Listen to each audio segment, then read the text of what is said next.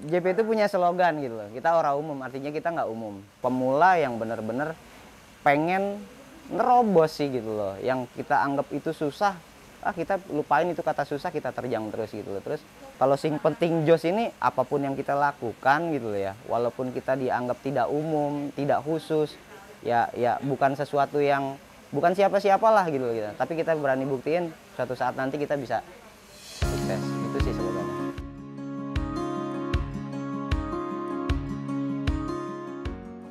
JP Beta, JP Farm sekarang ya. Kalau dulu namanya itu JP Beta, kita berawal dari cupang ya, cupang kontes.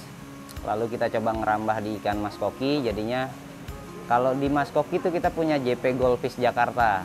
Cuman kalau untuk keseluruhan kita gabung, kita jadinya punya JP Farm Jakarta. Kalau di cupang kita hanya cupang SNI ya, standar nasional Indonesia. Jadi cupang kontesnya itu yang SNI gitu, standar nasional. Tapi kalau di mas koki kita baru punya 3 jenis. Kita ada rancu, ada oranda, juga ada mekin. Ya karena memang di Jakarta itu susah nyari lahan yang bisa dibilang mau dibikin senyaman mungkin, ya memang harus punya cuan kalau kayak gitu kan. Jadi kalau di sini ya manfaatkan, ya kita ada lahan 150 meter, bagaimana caranya bisa kita kembang biakan mas koki gitu. Jadi kalau di JP sekarang nih kita ada 5 pembesaran. Pembesaran pertama itu masih di kisaran Jati Padang, pembesaran kedua itu masuk ke ada saya bikin tempat di Ciganjur, ada di Bintaro, ada di Depok, satu lagi di Sukabumi agak lebih jauh gitu. Jadi kalau mereka udah kita kirim, size-nya ditentukan, siap panen, kita balikin lagi baru kita pasarin ke pasar. Kalau dulu tuh kalau mau diceritain ya lebih banyak dukanya sih daripada sukanya. Karena di cupang itu lagi zaman-zaman susah, kita buat nyari pakan itu aja kita harus nyerok sendiri, kita buat makanin ikan tuh kita harus cari, kita serok sendiri di alam, ya hujan apa segala macam tantangannya. Nah kebetulan tempatnya juga memang dulu bisa dibilang itu kurang layak gitu loh. Jadi kalau pas kita lagi seneng-senengnya mau panen, tiba-tiba ada musibah banjir, ya mau nggak mau kita ambles semuanya gitu. Makanya itu tergerak kita coba di tempat baru yang sekarang, alhamdulillah baru kurang lebih setahun lebih 3 bulan 4 bulan lah ya kayak gitu.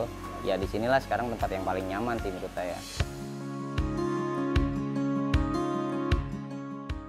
Kalau untuk cupang ya, cupang sebenarnya kita udah di titik puas gitu loh. Titik puas arti kata dulu keinginannya cuma kecil kok, nggak muluk-muluk. Kita cuma pengen cupang kita itu satu Indonesia tuh bisa nikmatin, bisa pakai di dunia kontes. Ternyata sampai dunia kontes cupang kita juga bisa alhamdulillah naik, bisa podium gitu kan, sering. Akhirnya kita punya beberapa topi juga agak lumayan banyak. Akhirnya coba geser ke koki. Koki kita galakin lagi, coba kita main di dunia kontes. Kita mulai coba, alhamdulillah di akhir tahun kemarin kita udah lumayan dapat prestasi. Sebenarnya kalau di ikan itu sebenarnya kita sama kayak ngerawat air gitu loh. Cuman tiap jenis ikan itu beda-beda kan. Otomatis kalau cupang perlu pH-nya berapa, mas koki berapa, itu bisa dipelajarin sekarang di Google. Banyak lah gitu, bisa dipelajarin atau dari teman-teman sharing. Intinya sih ya perawatan air, otomatis kalau di cupang kita 2 hari sekali kita ganti air.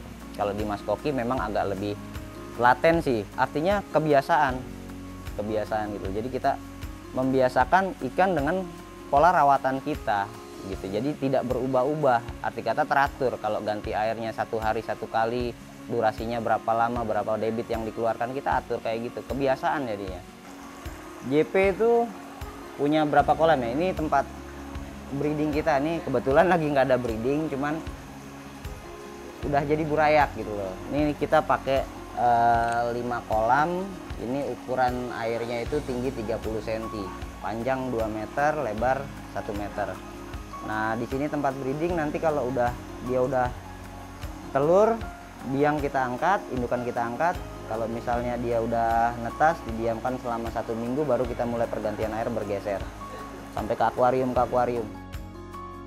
ya. Untuk breeding kadang saya pakai kolam ini juga gitu. Jadi kalau untuk breeding saya pakai 1 betina, jantannya 2 atau 3 ekor gitu. Jadi kalau pagi hari itu kita cek, biasanya 1 hari kita lihat ikan sudah siap hijau ya, 1 hari kita kawinkan, biasanya besok atau lusa itu udah bertelur. Langsung segera kita angkat gitu.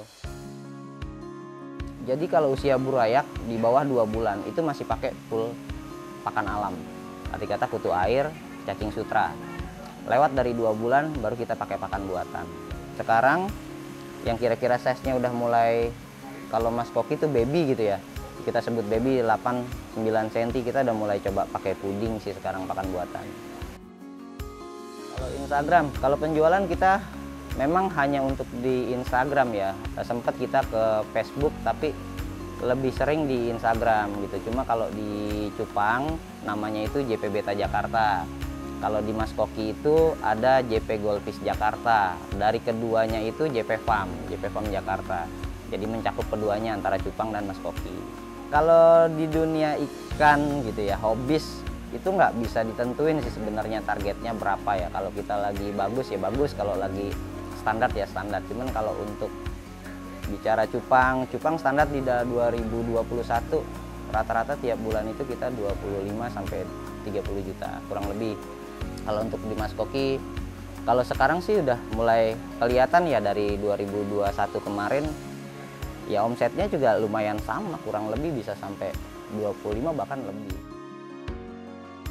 Kalau untuk dari penyuluh sebenarnya kita benar-benar terbantu ya. JP itu sempat dapat bantuan Bansarpras itu di tahun 2020 ya. 2020 kita dapat bantuan Bansarpras itu untuk support di Mas Koki gitu. Jadi ada dalam bentuk uang tapi harus dijadikan berupa barang. Nah, itu yang benar-benar bikin JP itu makin semangat sih sebenarnya. Kita butuh induk, kita dapat. Ada pakan juga di support. Terus masalah media kayak apa?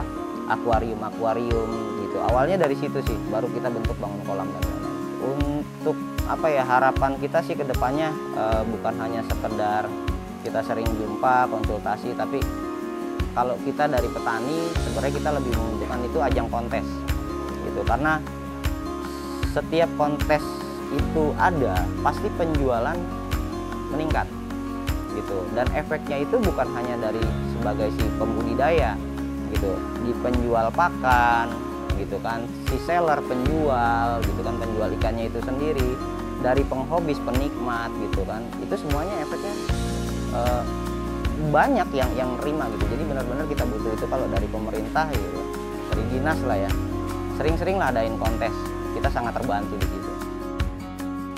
Jadi di Jakarta Selatan itu memang potensi perikanannya cukup tinggi. Itu ada beberapa pokdatan ya, kelompok budidaya perikanan yang cukup besar. Salah satunya mungkin JP Farm yang ada di Pasar Minggu ini. Nah, jadi yang pertama itu kita mengembangkan, ada namanya KSD, Kegiatan Strategis Daerah 20 ya, terkait dengan Jackpreneur. Kita mengembangkan bagaimana wirausaha itu bisa berkembang dari subsektor perikanan seperti itu. Jadi karena memang potensinya tinggi, maka budidaya ikan, kemudian pasca panen perikanan juga akan kita kembangkan. Itu merupakan salah satu hal yang kita targetkan dari Jackpreneur tersebut. Jadi pada saat ini memang Jakarta Selatan itu terdiri dari 10 kecamatan. Dan kebetulan kita mendapatkan pasokan atau 2 orang penyuluh perikanan bantu dari KKP. Jadi kami membagi masing-masing para penyuluh tersebut menjadi wilayah kerjanya 5 kecamatan per orang. Kemudian kolaborasi itu di samping meningkatkan potensi perikanan yang ada di Jakarta Selatan, kami juga ingin melibatkan para penyuluh perikanan bantu itu untuk mengembangkan potensi-potensi lain terkait juga dengan olahan maupun Jackpreneur. Jadi tidak hanya terkait dengan perikanan budidaya atau produksi, tapi juga pasca panennya juga kita tetap kembangkan.